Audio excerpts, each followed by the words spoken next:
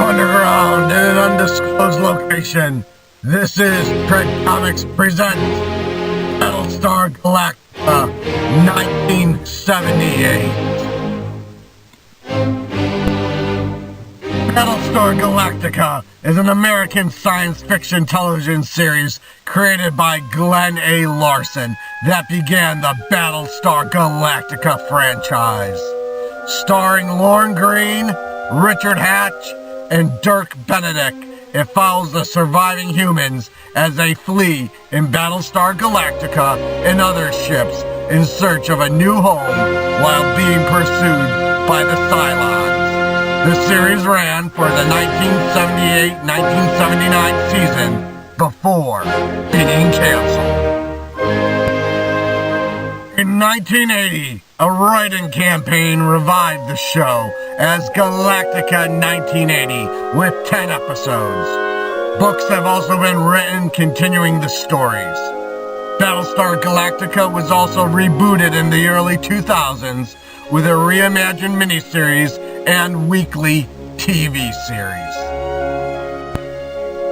In a distant star system, the 12 colonies of mankind were reaching the end of a 1,000-year war with the Cylons, warrior robots created by a reptilian race which expired long ago, presumably destroyed by their own creations. Humanity was ultimately defeated in a sneak attack on their homeworlds by the Cylons, carried out by the help of a human traitor, Count Baltar. Protected by the last surviving capital warship, a Battlestar named Galactica, the survivors fled in available ships. The commander of the Galactica, Admana, led this ragtag fugitive fleet of 220 ships in search of a new home. They began a quest to find the long-lost 13th tribe of humanity that had settled on a legendary planet called Earth. However, the Cylons pursued them relentlessly across the galaxy. The era in which this exodus took place is never clearly stated in the series itself. At the start of the series, it is mentioned as being, quote-unquote, the 7th millennium of time, although it is unknown when this is in relationship to Earth's history. The implication of the final aired episode, The Hand of God, was that the original series took place after the Apollo 11 moon landing in July of 1969, as the Galactica receives a television transmission from Earth showing the landing.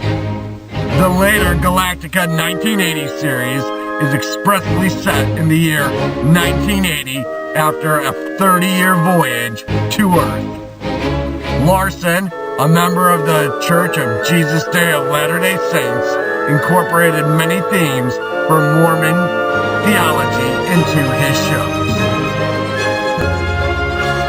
The pilot to the series, budgeted at $7 million, the most expensive at the time, was released theatrically in various countries, including Canada, Japan, and those in Western Europe in July of 1978, except for the United Kingdom, where it was released in April of 1979 as an edited 125-minute version. On September 17th of 1978, the full 148-minute pilot premiered on ABC to high Nielsen ratings. Two-thirds of the way through the broadcast, ABC interrupted with a special report of the signing of the Camp David Accords at the White House by Israeli Prime Minister and Egyptian President, witnessed by the U.S. President Jimmy Carter. After the ceremony, ABC resumed where the broadcast was at the point where it was interrupted. This interruption did not occur on the West Coast.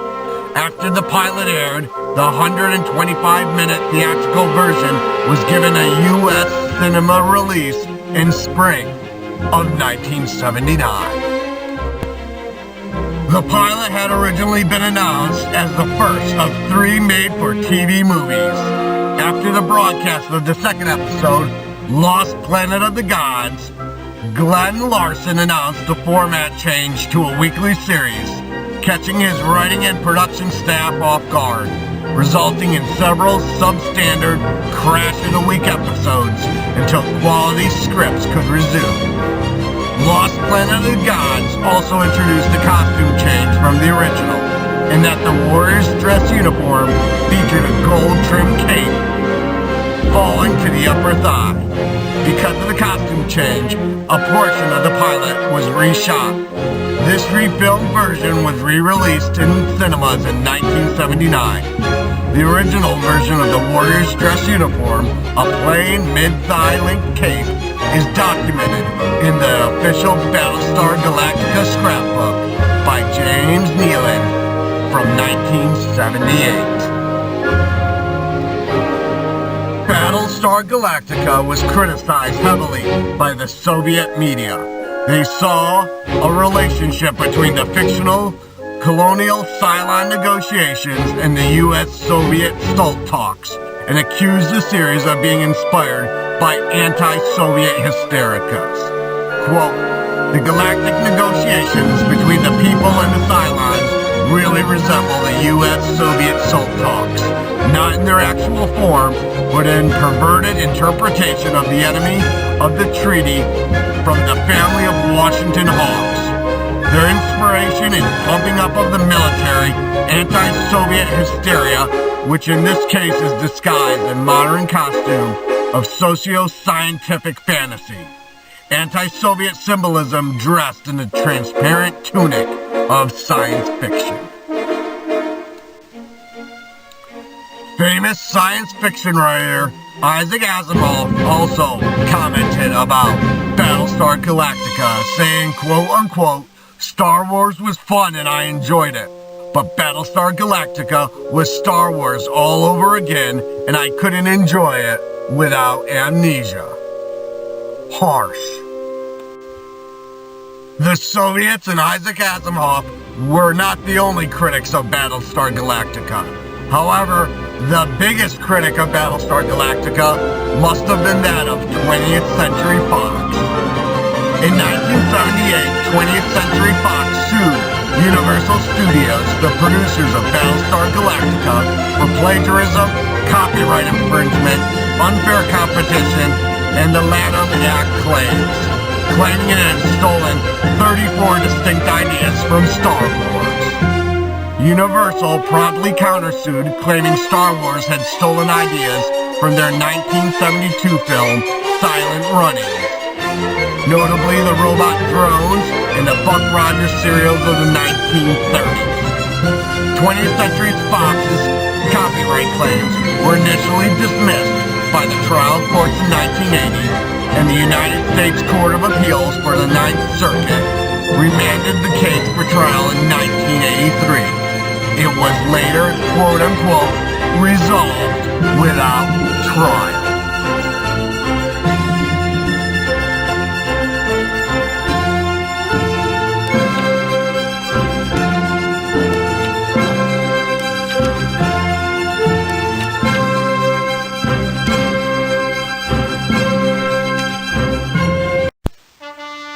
Deep underground in an undisclosed location, Tread Comics presents Galactica 1980.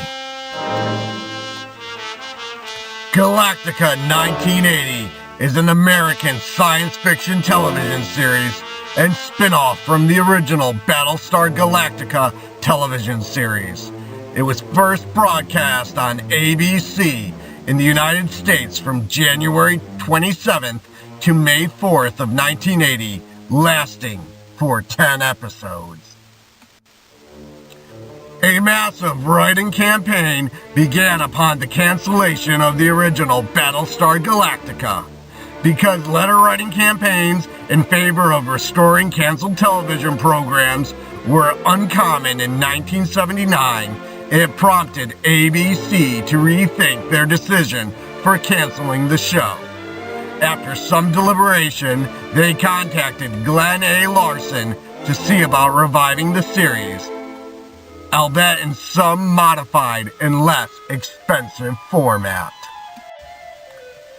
Both Larson and the network felt the show needed some major change of focus to relaunch it as a spin-off, and Larson decided to set the new series 5 years after The Hand of God, the final episode of the original series. This would allow them to weed out many supporting characters who are now considered superficial: Colonel Thai, Athena, Cassiopeia, and Boxy. This would also bring down production costs enormously. The only major character to return from the original series would be Commander Adama, Colonel Boomer, Apollo, Starbuck, and Count Baltar. Baltar was to have made atonement for betraying the colonies to the Cylons and was now the president of the Council of 12. Upon discovering a present-day Earth completely unable to defend itself from the Cylons, Adama decided to just head off into deep space and lead the Cylons away from the planet.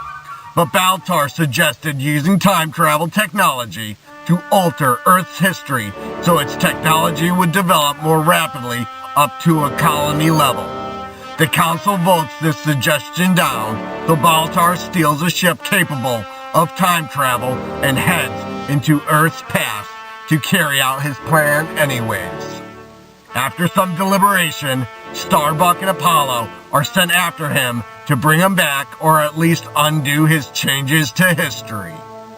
Episodes would feature a new time mission every week, generally with Apollo at some different time in the past and Starbuck flying back and forth between now and then to give information and support to Apollo. ABC approved this pitch and gave the approval to develop a pilot for the series. However, Dirk Benedict, Starbuck in the original series, was unable at the time of filming. Richard Hatch, Apollo in the original series, was sent a script for Galactica 1980, but turned it down since he wasn't sure what his part in the series would be now that all the characters had changed. It was then decided the series would take place 30 years after the end of the original series, and that Boxy would be renamed Troy and take Apollo's role, while a character named Lieutenant Dillon would take over the Starbuck part. President Baltar was written out entirely, and Commander Xavier, or Dr. Xavier, was created to take up his role as the villain. The premise of setting the series 30 years after the original series created a plot hole in that the original series ended with a video transmission being picked up by Galactica from the Apollo moon landing, meaning that the original series would have to be taken place sometime after 1969 by Earth's calendar. A 30-year journey would mean that the colony fleet could not have possibly reached Earth until the turn of the 21st century, rather than in 1980. After the pilot was completed, the network was unhappy with the time travel aspects of the story, which was intended to be an ongoing premise in each episode, as the colonies chased Xavier through different periods in Earth's history. They agreed to pick up the series only if the time travel element was dropped. Larson reluctantly agreed, and the series instead became focused on Troy's and Dillon's attempt to protect some colony children on Earth. They later returned to the original time travel concept, but reused it as the basis and considerably more successful Quantum Leap. Set during the year 1980 and a generation after the original series, the Galactica and its fleet of 220 civilian ships have finally discovered Earth, only to find its people are not as scientifically advanced and that the planet can neither defend itself against the Cylons nor help the Galactica as originally hoped. Therefore, teams of colony warriors are covertly sent to the planet to work incognito with various members of the scientific community, hoping to advance Earth technology. Commander Adama, on the advice of Dr. Z, a teenage prodigy serving as Adama's counsel, sends Captain Troy, who is the adopted son of Adama's own son Apollo, and Lieutenant Dillon to North America, where they become entangled with TV journalist Jamie Hamilton. After initial epic time travel adventure to Nazi Germany in the 1940s to stop a rebel Galactica Commander Xavier trying to change the future to improve Earth's technology level, the three friends devise ways to help Earth scientists and outwit the Cylons in the present day. Meanwhile, Adama sends a group of children from the Galactica fleet to Earth in order to begin the process of integrating with the population. However, due to differences in gravity and physiology, the children must deal with the fact they have nearly superhuman powers on Earth. The 10th and final episode, The Return of Starbuck, used the 1980s setting as a framing device for a story regarding Starbuck on a deserted planet. The fates of several characters from the original series are explained during the course of the series. Apollo is apparently dead, the cause of this seeming death not addressed. Starbuck was marooned on a desert planet, although the script for the unfilmed episode, The Wheel of Fire, indicated that Starbuck was eventually rescued from the planet by the inhabitants of the Ship of Light and became one of their inhabitants. Captain Troy is revealed to be Boxy, and Lieutenant Boomer has risen to the rank of Colonel and has become Adama's second in command. The fates of several other characters, including Adama's daughter Athena, Colonel Thai, Starbuck's girlfriend Kespia, and Muppet the robot dog, are never revealed.